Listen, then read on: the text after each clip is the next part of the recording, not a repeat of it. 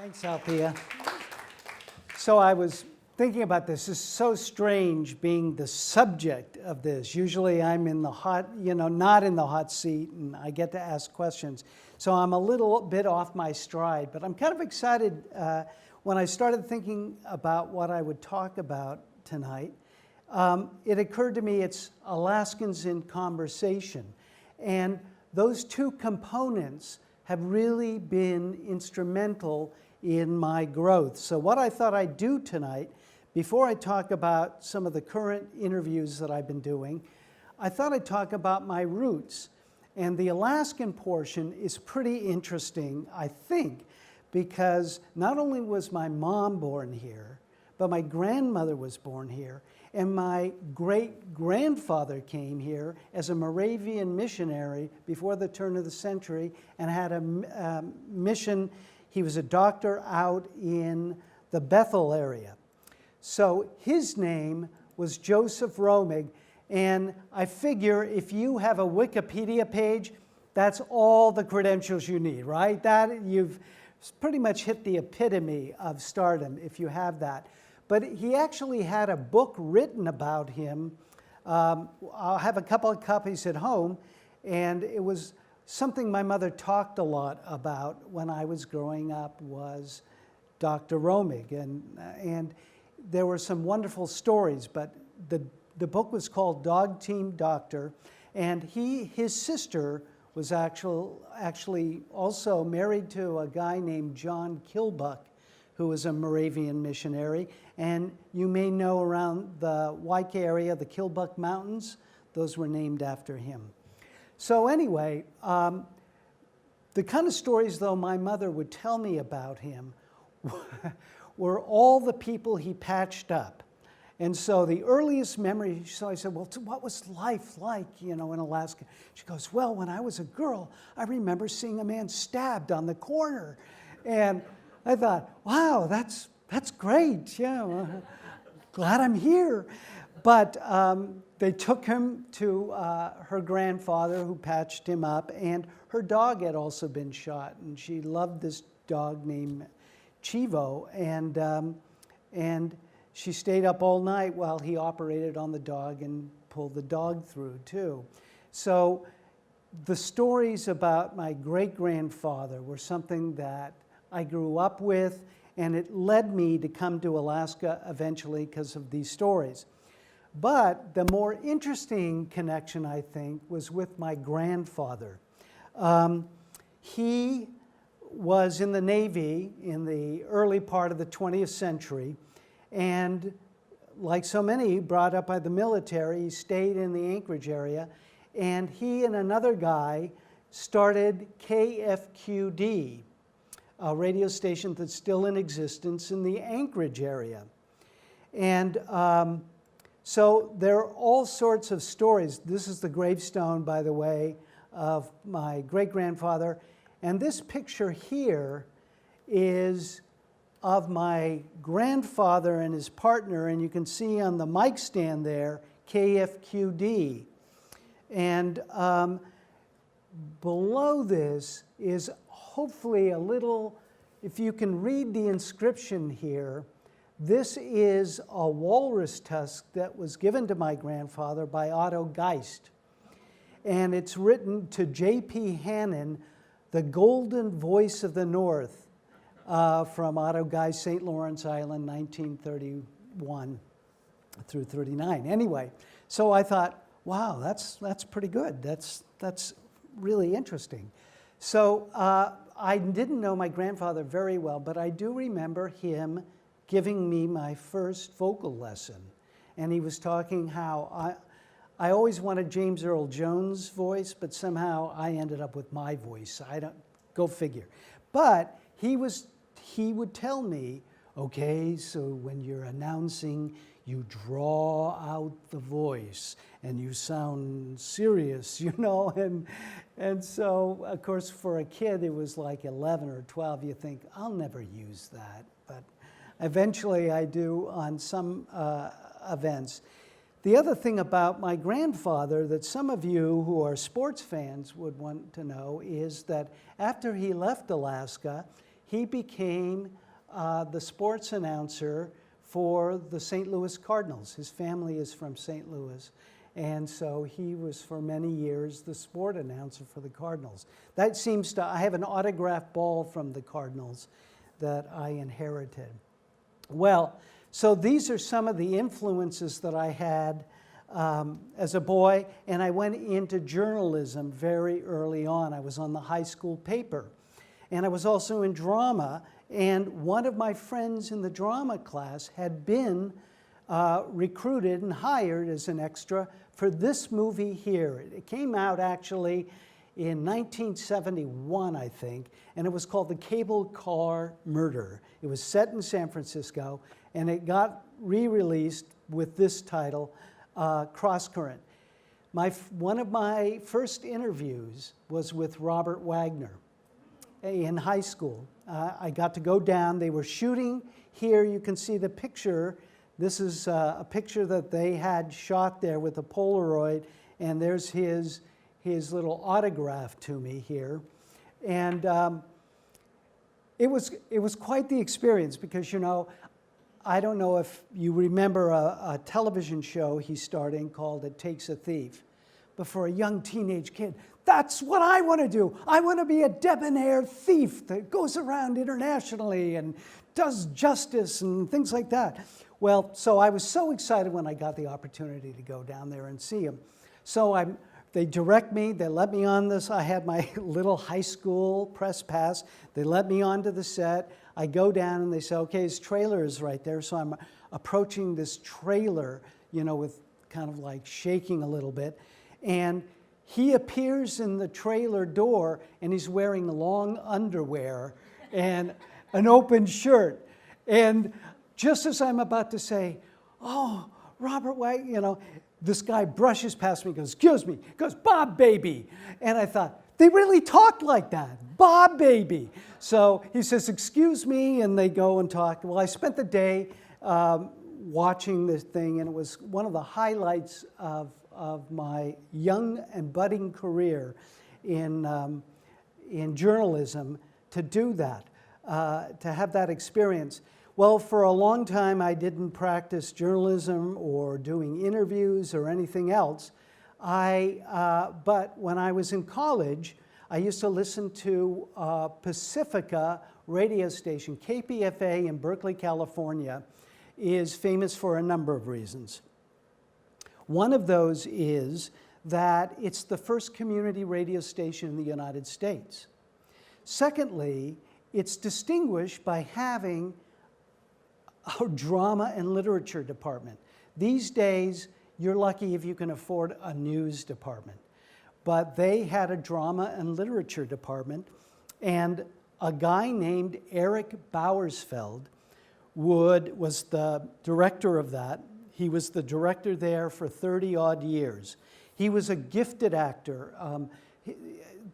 Probably commercially, you would know him. I'll tell you, he's famous in a certain subset around the world, but I'll explain that in a minute. But he produced the first audio version of The Lord of the Rings, he got the permission, and so he did a radio adaptation before the BBC, before anyone else did. And so he did many voices on there. He hired local San Francisco-based actors to do that. So I mentored with Eric Bauersfeld. So Eric, for all his years of really serious dramatic work, is famous for 3 words. It's a trap. If you've seen the first series, the last one is got this great battle, and there's a fish-headed admiral. His name is Admiral Akbar. Eric Bauersfeld was the voice for General Akbar. So he wasn't credited, but this is Eric Bauersfeld. I thought you'd appreciate this. I won't show it to you all. Bauersfeld was the man with the voice behind Admiral Akbar, the coolest fish in the fleet, a fearless leader, who looks like he'd taste great with a squeeze of lemon. But Eric, a radio dramatist, stumbled into the Star Wars universe by accident. He was producing a radio drama at Lucasfilm with two-time Oscar winner Randy Tom when Star Wars sound designer Ben Burt asked him to read for a couple of characters. And in less than an hour, Eric had completed an odd job that would go on to immortalise him in movie history. They needed a voice. That was Admiral Akbar. So I gave him a voice. He showed me the photograph of him. That's how you found the voices for those characters? Yes. You get the knack of what you're looking at should sound like. And all he did is show me a photograph of Admiral Akbar, and I knew immediately what he should sound like. It's a trap! The other one, which was Bib Fortuna, was much higher. Nucha, Nucha. He turns this way, he says, Nucha, Nucha. But that was a different language. That was Hutsi, wasn't it? So Yes, that that's right. must have been quite challenging, I suppose. Well, no, it wasn't. I just looked at him. And Hutsi came naturally to you. it came naturally to me. Nobody imitates me, right? Another one is Daiwanawanga. Daiwanawanga, Daiwanawanga, Daiwanawanga, Now Daiwanawanga. Do you know there's a tape that goes on for 20 minutes? Oh, yeah, I've watched it all. It's riveting stuff. Daiwanawanga, It's on loop, isn't it? Daiwanawanga, Constantly. Daiwanawanga. Don't do it for 15 minutes now, Eric, okay? We haven't got much time. You weren't credited for these roles in the films, Oh, were you? well, that was understandable because the credits had already been recorded in Hollywood, and I didn't want to change it. Now, is it true that you actually auditioned for Yoda? Well, yes. I had a voice for it, which they liked and they wanted to use. Frank Oz got it. How did your Yoda sound? Well, I don't know. See, it could be like that. Well, I could have been that like it too. But it had to be consistent, you know. And he has a quiet voice. May the Force be with you. May the Force be with you. Bit more of a serious Yoda, yeah? May the Force be with you. That's the alternative And Yoda.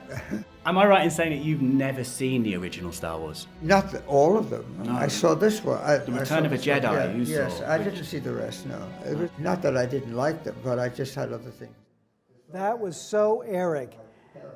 I won't play it all for you, but Eric Bowersfeld was the most understated. He took his craft seriously, but he was born in Brooklyn, and as far as I know, never left or lived abroad, but he had this mid-Atlantic accent. And so when he wanted to talk to you, he'd go, "Oh, Robert, we're out of tape. Do you know where we can get some tape?" And so what I would do in KPFA is had no money, absolutely no money. But I would go to like the news department or the public affairs department and go through their garbage. And in those days, you edited tape, and then those that you didn't need, you just spooled off into the garbage can, and that was it. So the drama and literature department would go around in the evening and pull together all these things, and I'd patch them together and spool out so we had enough tape to record. Now, having said that, it was poor and we were somewhat desperate. Eric had the ability of bringing in real talent. And one of my jobs when I began working for him was to edit the morning and evening readings. And oftentimes, authors who were working on their projects would come in and read them as a work in process.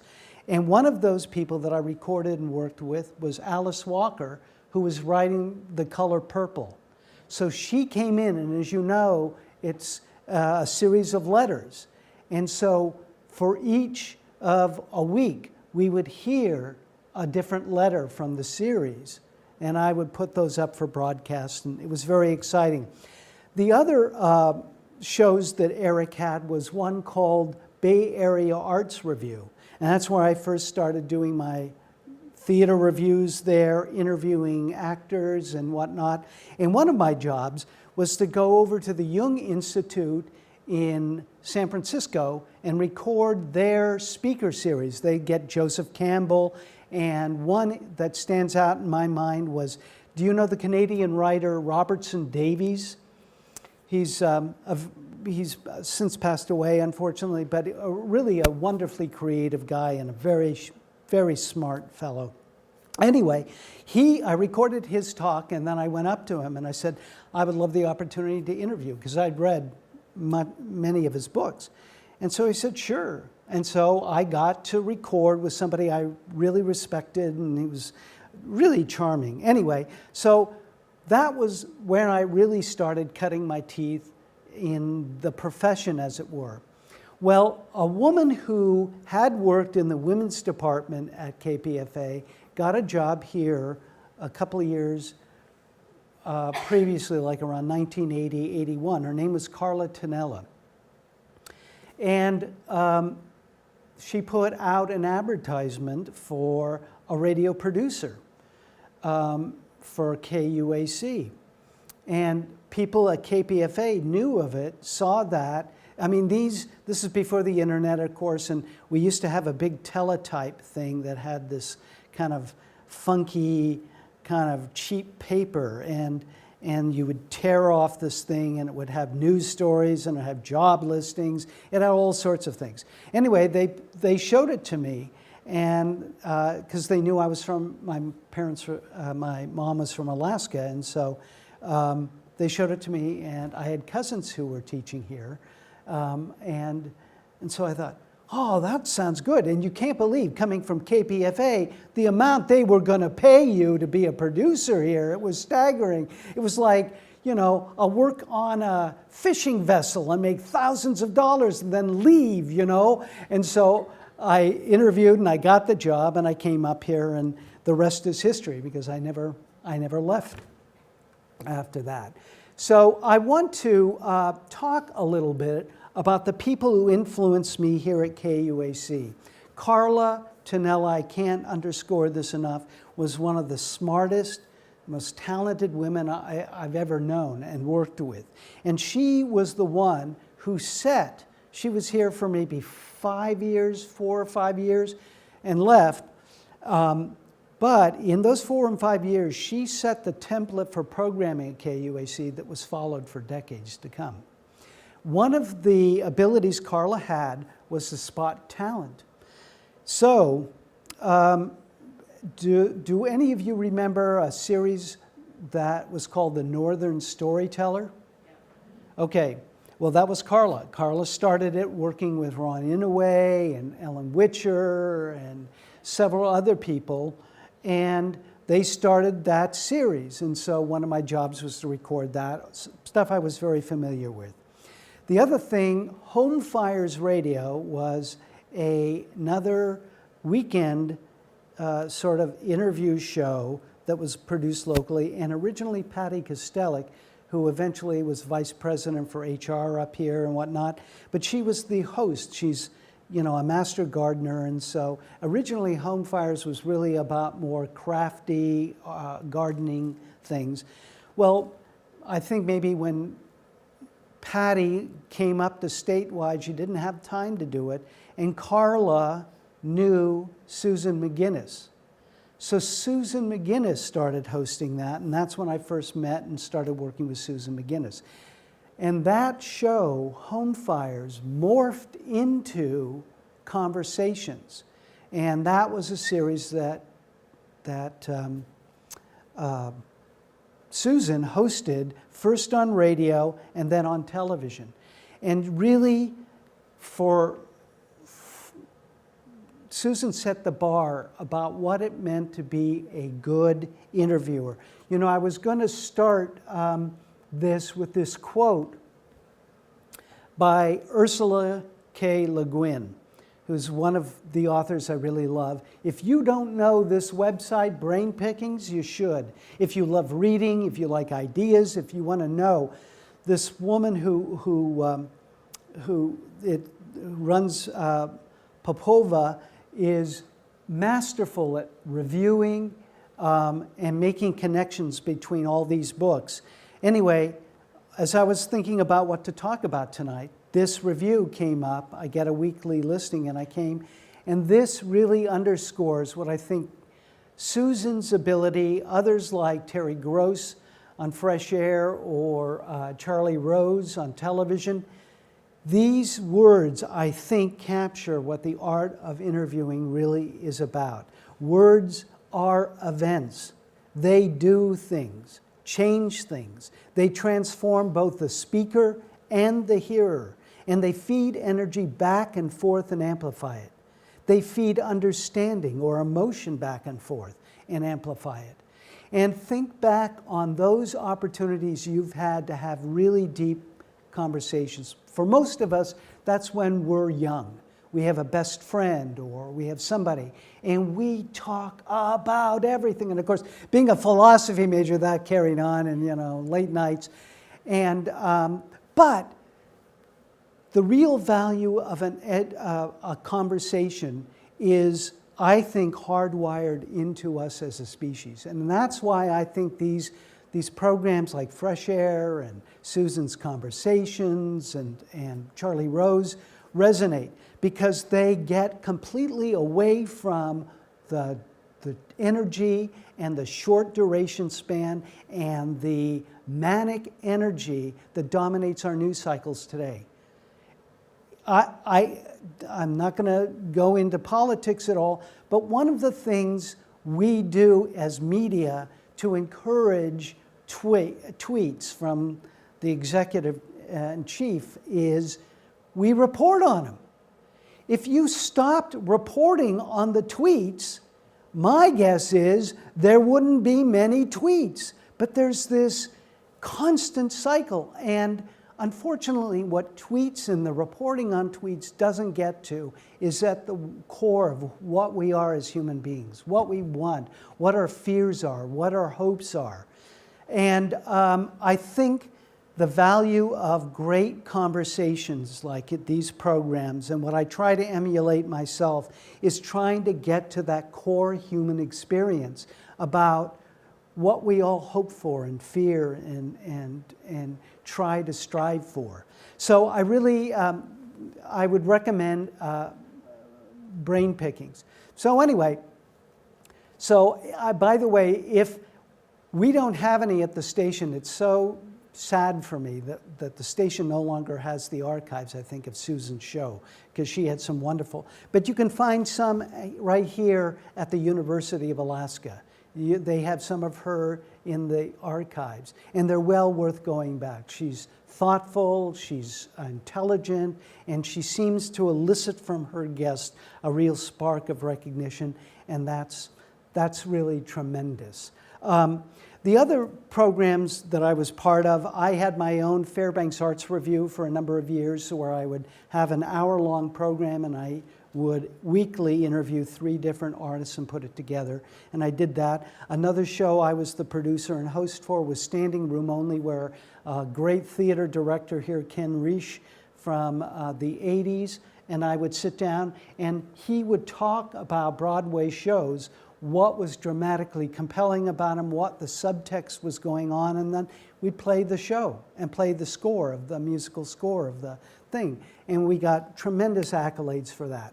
And the final program I'll talk about is Alaska Edition, which was about 10, 15 years ago now. And it was a morning show that 4 really talented people, besides myself, worked on. John McWhorter, Teresa Bacher, Libby Casey, and Dan Bross was part of that too, out of Valdez.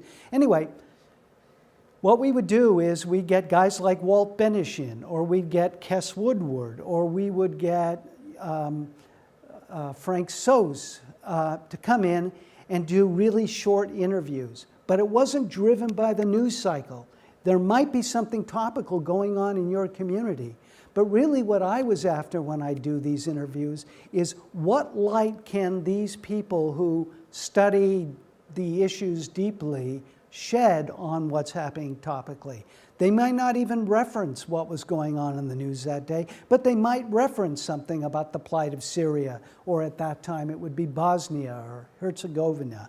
So that was the idea behind Alaska Edition, and I think it's a wonderful thing. Unfortunately, KUAC, as you know, has gone downsizing, and they no longer have the staffing or abilities to mount a production like that. So that brings us up to the present, and my work, with summer sessions, because one of the gifts that Michelle Bartlett gave to me in particular, but I think she gives to all of Fairbanks, are these events every year that draw on the talent not only of our local, but as you can see here, Supreme Court Justice Sonia Sotomayor. And last year we had her up here, and it was my privilege, again thanks to Michelle, she asked me if I would interview her. And she's not an Alaskan, so cut me a little slack here, but summer sessions is an Alaskan thing. And I want to contrast, though, this interview now that I do. These are, we've done some with remarkable people like Neil Davis, who's no longer with us, but a guy was born and raised in Fairbanks, a scientist, a wonderfully dedicated human being, Grace Scheibel. Same words go for her as well. I mean, these are just some of the people that I've been privileged to meet, talk with, and I'd like to, generally what I like to do is sit down with my guest and maybe spend a couple of hours with them talking about their background. And usually what happens then is they will say something that has a spark, something either about their past or something they say, I'll make a note. That's a topic that they'll respond well when we get to the actual recording. And so I think that really comes across in this interview. So I want to play a short segment of this interview that took place last year with Sonia Sotomayor. And the thing that I think really stands out for me is, I don't know, have any of you read her memoir? Well, you'll know it's really very well written, and like Dickens, she manages to catch characters and describe them and really you get a flavor for the poverty, the struggle, the dynamics at work in these things. Well, she captures it marvelously. But this segment early on is something that I thought was particularly key that I want to share in juxtaposition for my next interview that I'll play for you. So let me see. For all the time you've spent reviewing the questions and putting this together. Thank you. Oh, quite an honor.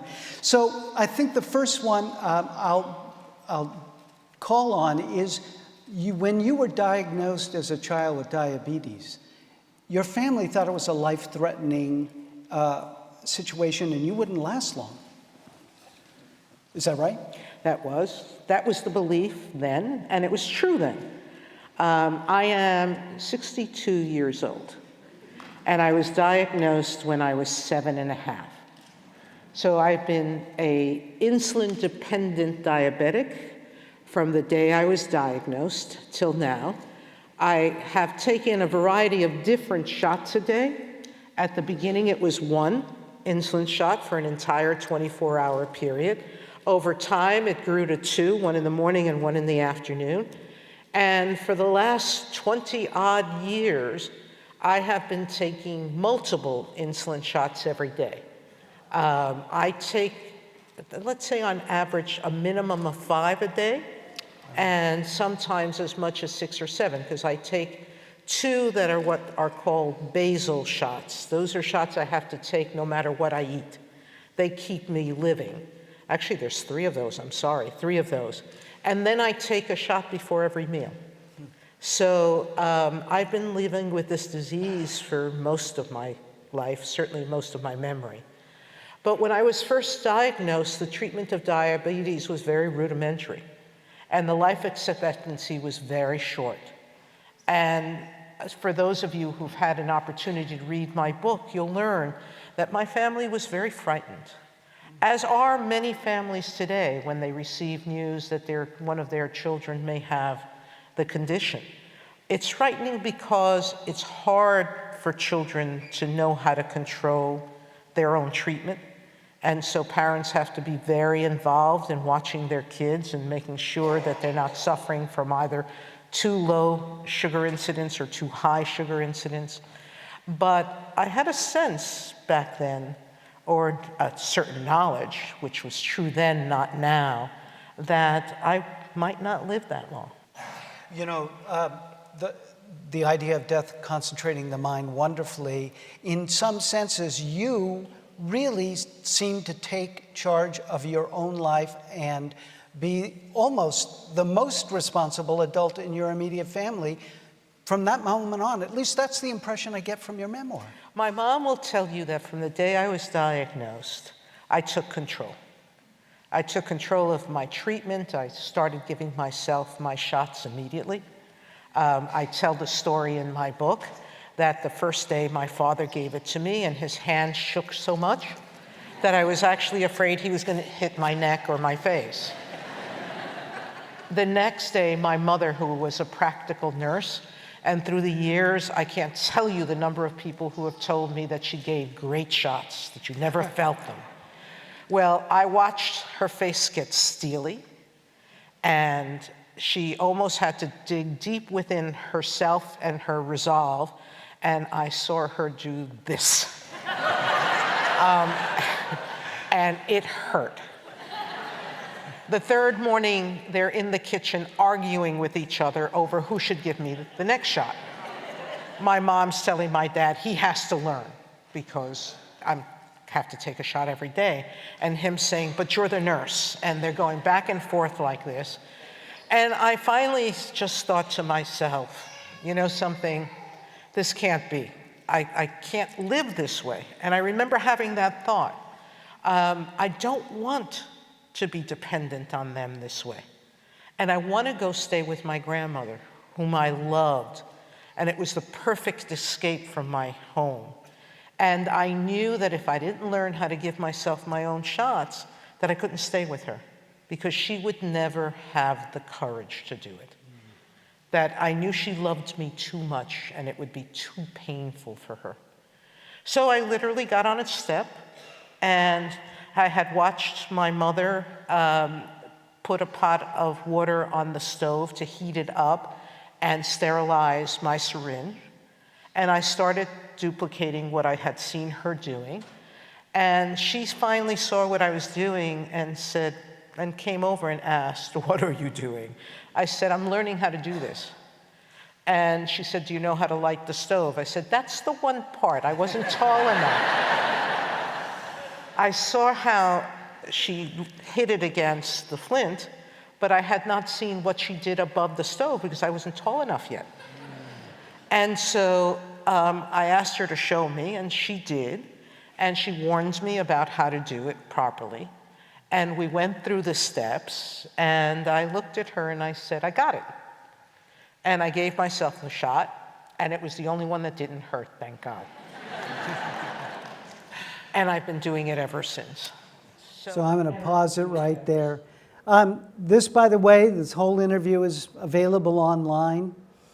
And as you can hear, a remarkable human being. I mean, for a kid to take that kind of responsibility, and if you read her book, you'll see that she followed through, and she's that kind of self-determination and, you know, in my old philosophy day, existential authority. She took charge of her life and never let go.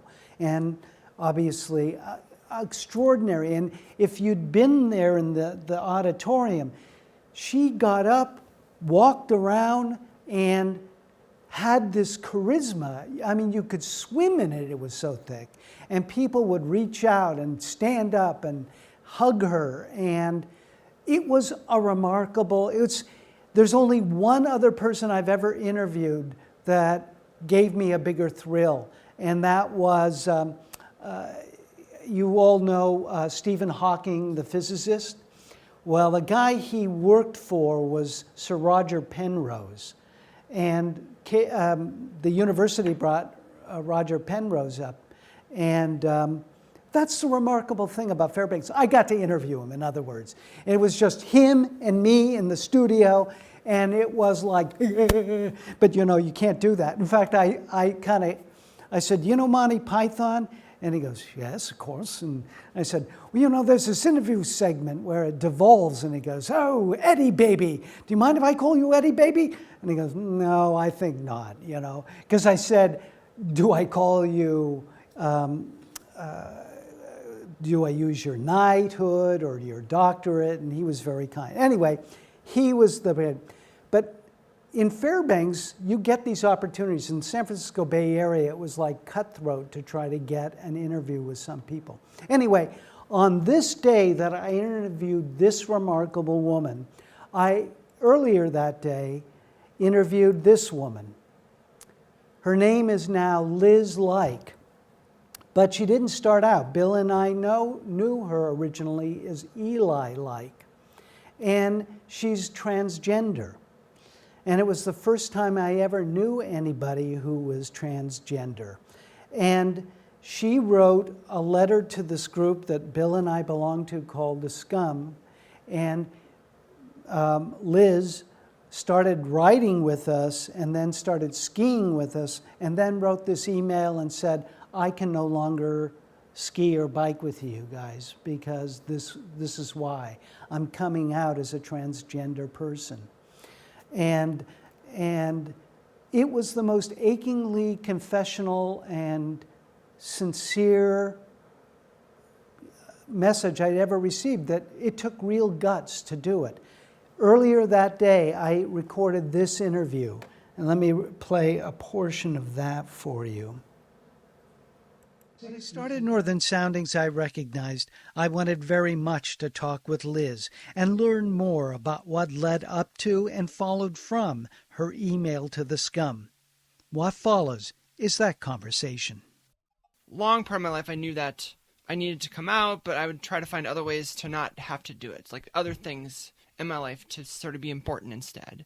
And a huge part of that was like biking and then skiing. So the Scum group like really sort of opened that door for me in a lot of ways, like this group that I could bike with and then definitely encouraged to learn to ski with. So I just wanted to sort of acknowledge that, you know, they were really important to me. So I felt like the people that were like that, I wanted to sort of tell them that before there was like this, like the big public on Facebook, okay, it's all out there. So that's kind of where that letter came from. When did you first recognize that you might be a different gender?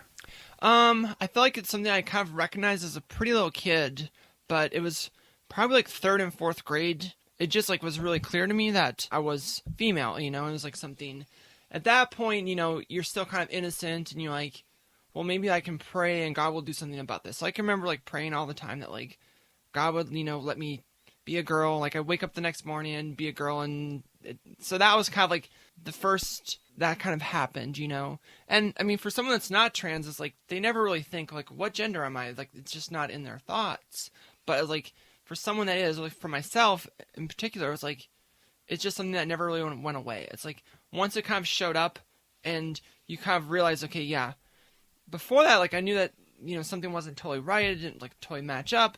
But then it's like once you realize it, it like never went away from there. Sometimes you could like find ways to like not have it dominate your life, but for so much of your life, it's like you just would think about that all the time. I bet. You talk about praying about it. Were you from a religious family, and how did all of that work?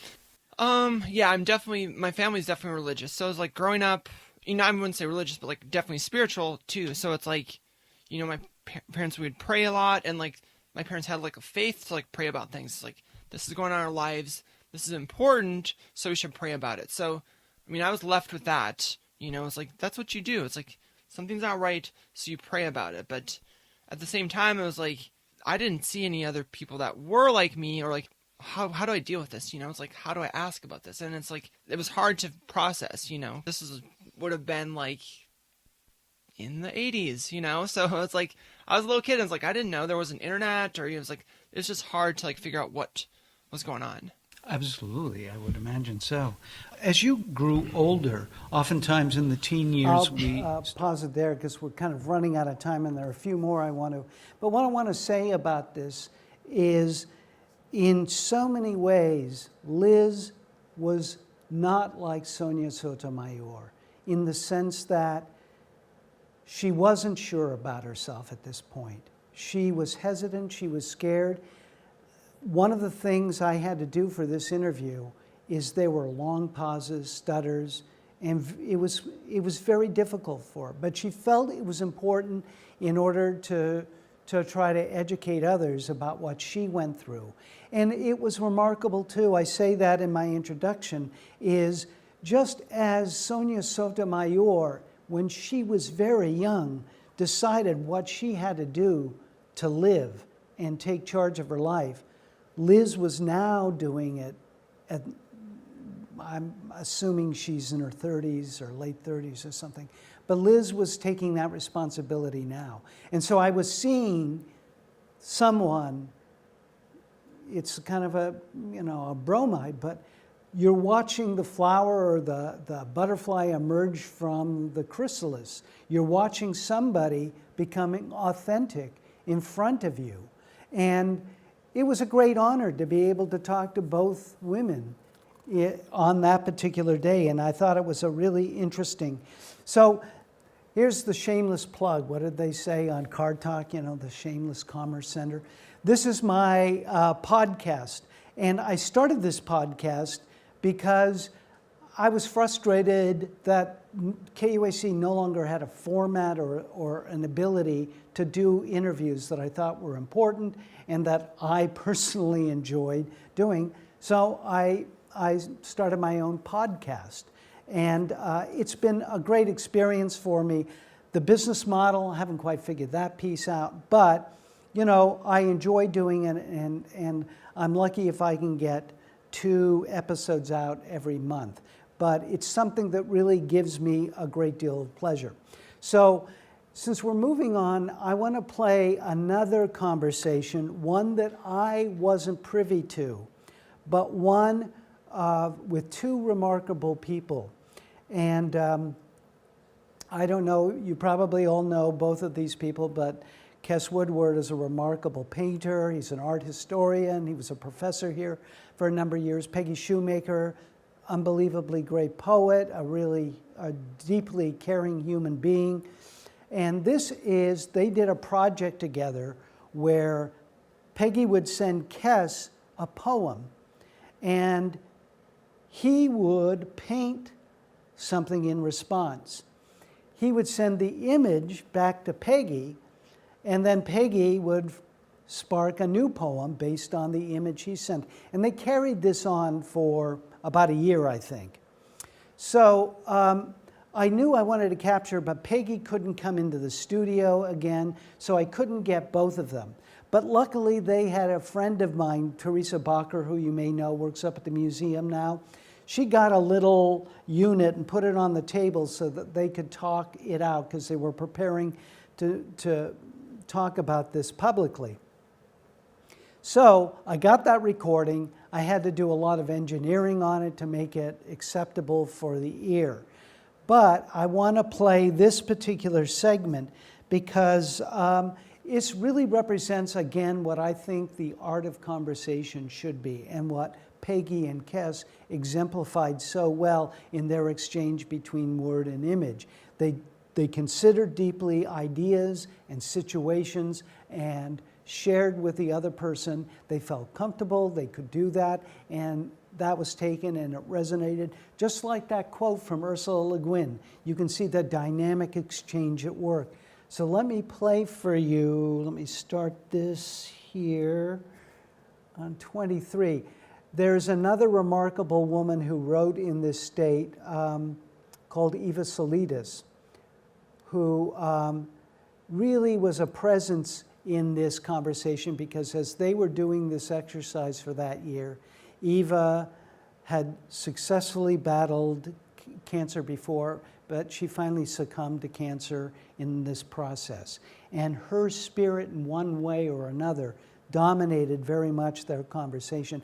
I should tell you, you might hear a reference to it, Peggy was also diagnosed with cancer in the midst of this, but she successfully recovered from it. So there's this rich dynamic at play here, and this is why I decided to air this on Northern Soundings. Today on Northern Soundings are poet Peggy Shoemaker and the painter Kes Woodward.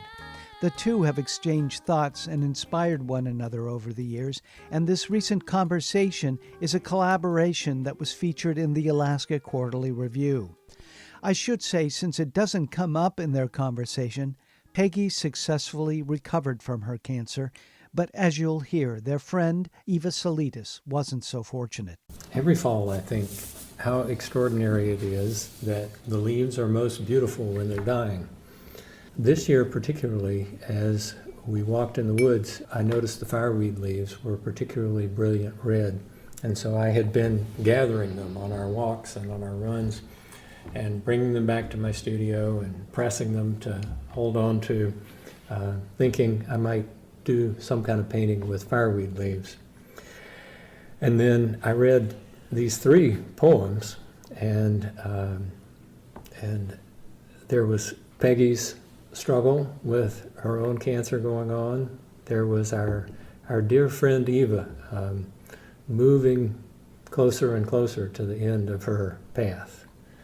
And there were all those other things that had boiled up in our recollections and in our fears and in our memories and in the course of this year-long conversation.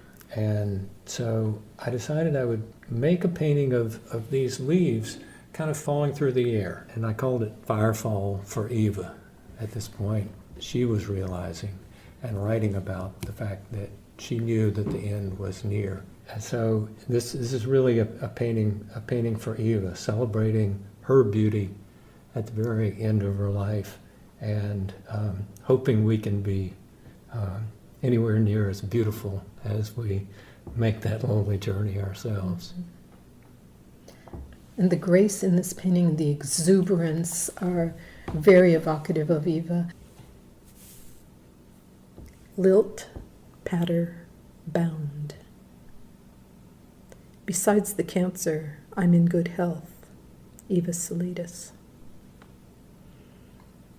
You're listening with great care to your heart, your musician's heart that needs you to listen, heart that insists on being heard, over the rumbles of that splendid upstart, your magpie brain, always turning over something most of us overlook, finding some pure thing worthy of wonder. Out in the sound, watching for whales, taking in salt aromas, rocking. Your laughter cleanses, your tears cleanse. You bring home the sound in each breath. If there are miracles, you are one. You who with your own hands helped scoop out last cups of soil so the handmade paper box holding last bits of your mother might nest gently in earth. Mother who struggled mightily in her beauty. Mother who taught you to speak her language, but who could not teach you to trust a man. Mother whose heartbeat was your first music, whose voice was your lifelong music. Mother whose life was your song. Strings of prayer flags fly now for her, for you. Candles lit in her honor, in yours. Distant notes of an oboe just beyond our hearing beckon. We lean towards sounds we can't take in, not yet. Feel our mouths opening around ritual languages no one can teach us. Listen. Let us accept our heart's lilt, heart's patter, heart's bounding. Deep breath and a slow letting go, the that takes with it what you don't need to carry. Whatever we're sure of disappears. Whatever we doubt disappears.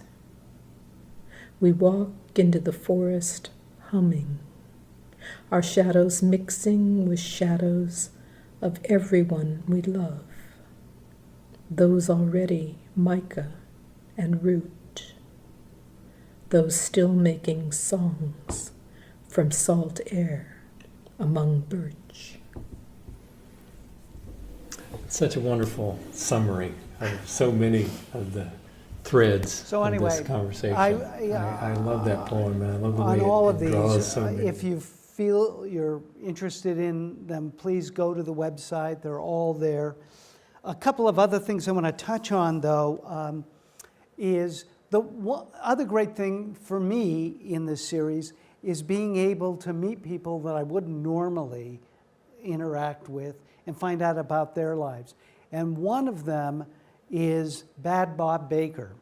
And before I took up skiing with guys like Bill, I didn't know Bad Bob at all. But in the course of skiing with these guys and meeting Bob and helping volunteer at some runs, I really have gone, I think he's a wonderful guy. And last year, he was in a race, and he's fiercely competitive. But he was doing this mile run, and he was the first in his heat, and when he crossed the line, he collapsed without a heartbeat.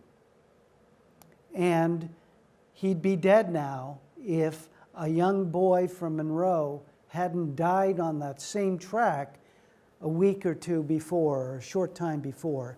They had a defibrillator there, they had several physicians there, and Bob was revived. He woke up, as I don't know if I'll play all that much into it, but Bob woke up in the in the ambulance, and he thought, a lot of fuss. I just kind of, I fainted or something like that. He hadn't realized that he was clinically dead.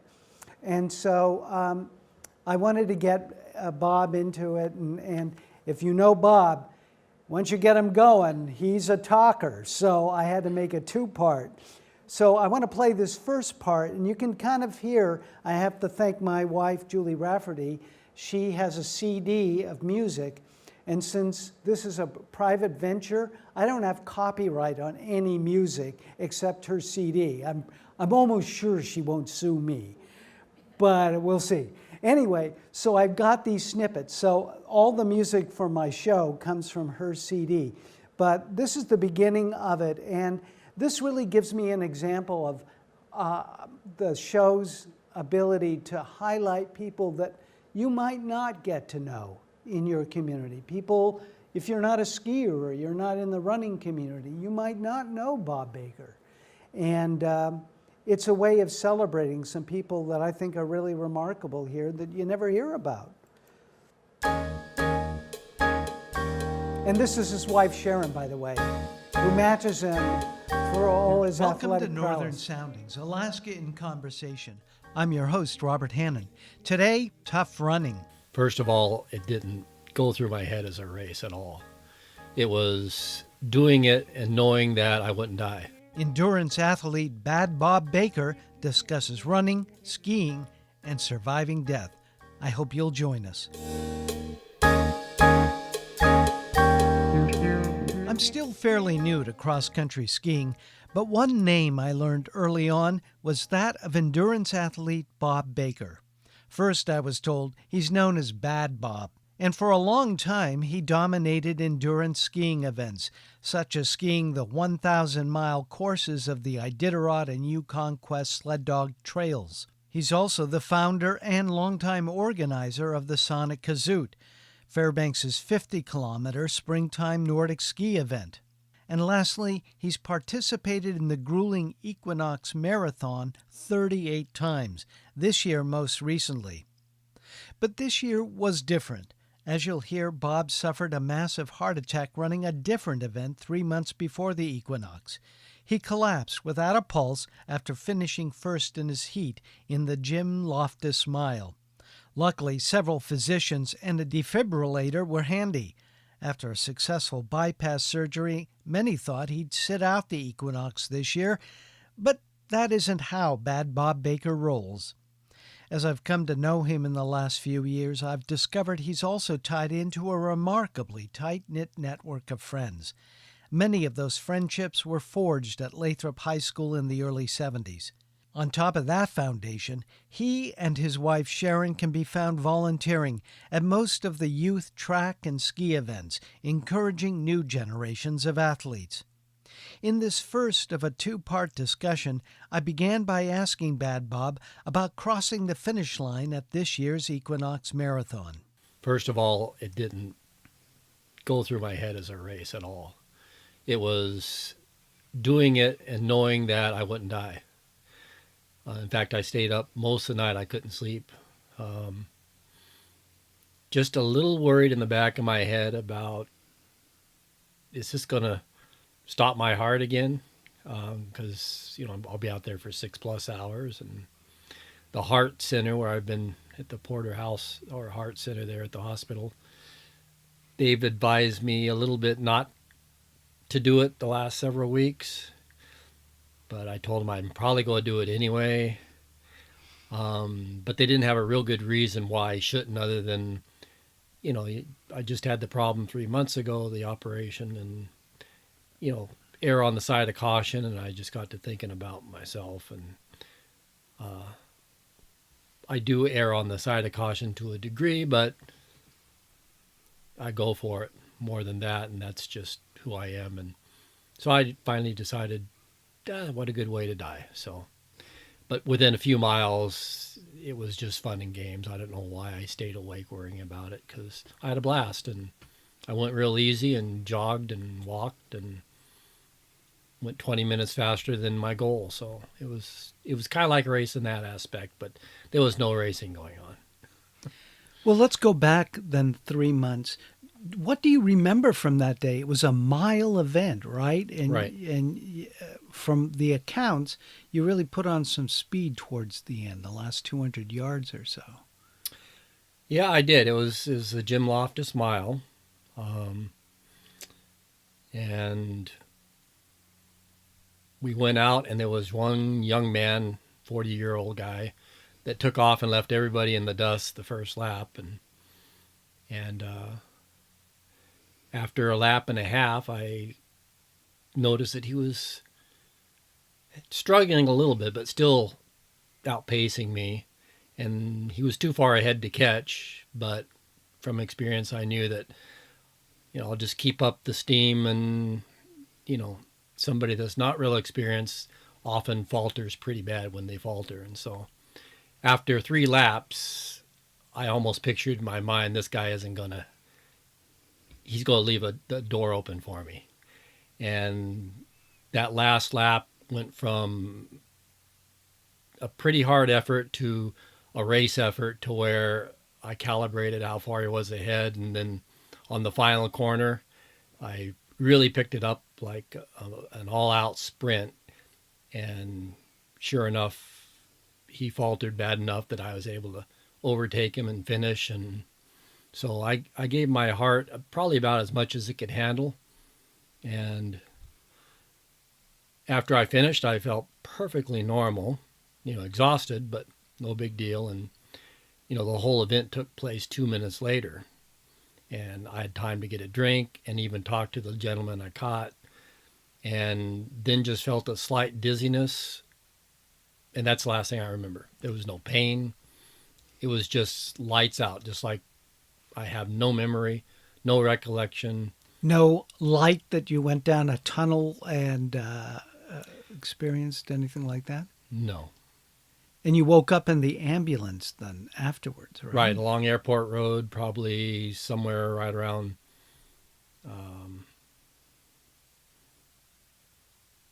the movie theater.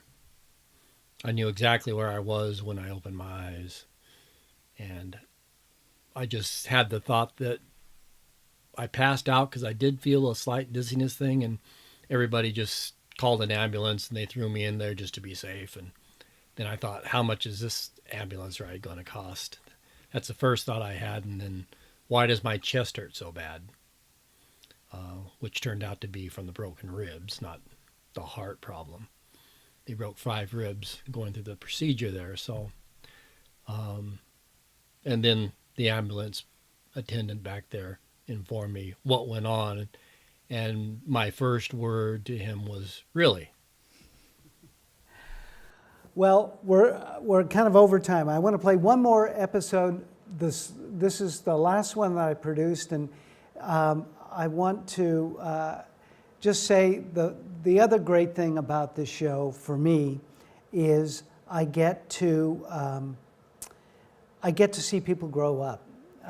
Julie and I were in the show Good as Gold years and years and years ago, and Sarah Mitchell's mom, Gianna Drogeo, was also in the cast. And so I've known Sarah since she was, a young girl. And now she's a very accomplished musician. She's doing a tribute album to one of Fairbanks's, wonderfully talented people. So I'd just like to play a little bit of this interview because it's so wonderful to see new generations of people rise up, show creativity, show some chutzpah and drive. As she put together this CD, she got a grant from the Rasmussen Foundation. She went out and found funding to complete it. She recorded. She's so talented. So this is my final salute to the people of Fairbanks that I get to interview, and including the new generation. Now I'm going to see if I can draw this to the section I'm hoping for. Well, I was going to say, there's always that magic in theater, but it takes, again, real discipline, organizational skill, and just willpower to make sure a production comes off. And I'm always thinking that the artists are the most unstable or questionable element in that equation. Is that how you found it? That's very true, and that's why it's hard to find that person, that can help an arts group function, and kind of push things through, because there are so many ups and downs with bringing something forward. It's like birthing a child every single show, and so you have to kind of navigate that emotional process. And so I think I have some of those skills that are needed to kind of be like, oh, okay, this is what we need to do to complete this task. And you have to balance it with the artistic needs of the project. Now, when you went to produce this CD, did you have an audience in mind? See, I think it started before I received the grant from the Rasmussen Foundation. I still had in mind that I wanted to do this, but I wasn't sure how I was going to do it. And I started a Facebook page called Jim Bell Music. And it didn't take too long for, a couple hundred people to start joining it. And I was just sharing memories and old recordings. And so I think in a lot of ways, the album is centered around that audience, the group that was enjoying the palace, my parents' generation, and they all had kind of flocked up to Alaska and were building their own sense of community. And they found it, in this old-timey bar with Jim at the piano. I had a dream of a day in the park. I had a dream of a day. Children were laughing and watching the clowns, while we hand in hand we strolled around old Rush Town. I had a dream of a day in the park. I had a dream of a day. Simon Evil ladies were singing, while we clapped our hands in delight. The sun sparkled down. That's the late Jim Bell performing at the Palace Theater and Saloon. This is Northern Soundings, and this episode we're looking at Jim Bell's music. 15 of his songs are on a new CD produced by my guest, Sarah Mitchell. Putting together a... So I want to thank you all. If you have any questions, I just hope to be able to continue interviewing people and producing shows. And it's now picked up by KUAC, and I'm about to offer it to other radio stations around the state too. So we'll see where it goes, but it's been a lot of fun. And thank you for, on a great night, coming in and being with me. Thank you.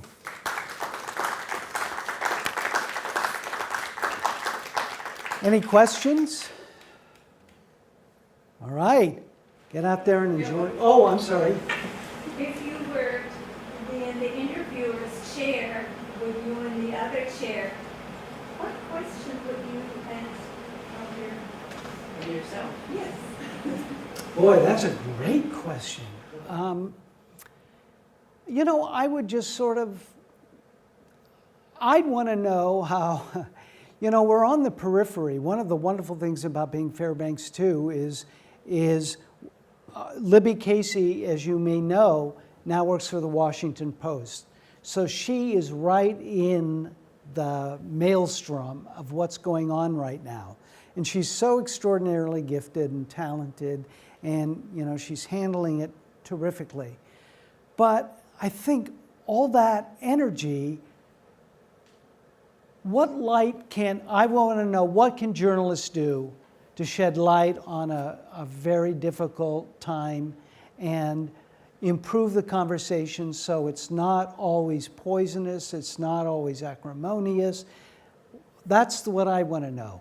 And I think I probably ask myself, and that's funny, probably tonight I'll be asking how I have a conversation with myself like this. But what can journalists do to improve? How do we make a difference besides just reporting? How do we elevate the discussion so that something positive emerges? Yeah. Somebody this morning, probably on NPR, said, or it might have been in, I don't remember which program it was, they said journalists should just not report on the tweets. No tweets. I agree 100%.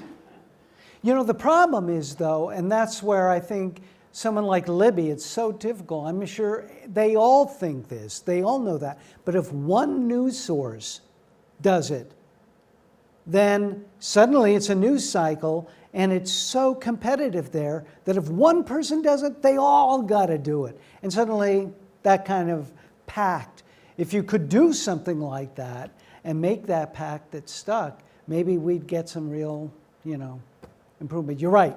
Yeah, don't report on the tweets. I have another thing I wanted to say to add to Bob Baker's story.